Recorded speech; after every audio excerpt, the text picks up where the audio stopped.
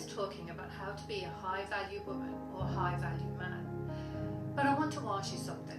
Is that even what we should be striving for? Because when I look at this high value idea, it feels materialistic and externally defined. It's usually based on status, appearance, income, popularity, all the things the world says makes you valuable.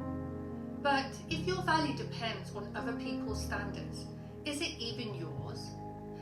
And chasing high value easily becomes a performance. People learn the right things to say, how to act confident, how to appear successful or desirable. It becomes a mask. But how long can you wear a mask before it cracks? How long before the emptiness underneath begins to show? How long before you face the unhappiness you've tried to hide? High value focuses on being seen, but being sovereign focuses on being true. So instead of trying to be high value, what if we focused on being sovereign?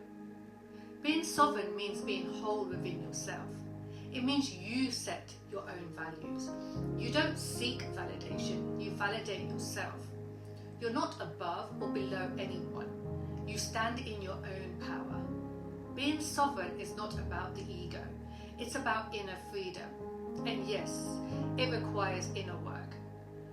Facing your shadows instead of bypassing them. Healing mentally and emotionally. Loving yourself spiritually. Becoming stable financially and physically. Balancing your masculine and feminine energies.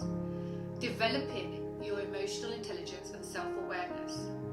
There are no shortcuts. No pretending, no performance. This is real growth. And here's where it gets deep. The difference between high value and being sovereign isn't surface level. It's energetic. High value often depends on how others see you. It becomes about image, status, doing things right, being chosen. Being sovereign is the opposite. It's about how deeply you know yourself. It's your inner stability, your wholeness, your grounded presence. High value can still be from fear. Fear of being unseen, fear of being abandoned, fear of being average, fear of not mattering. So people build an identity to protect themselves. But being sovereign is built from love. I know who I am. I'm worthy with or without an audience.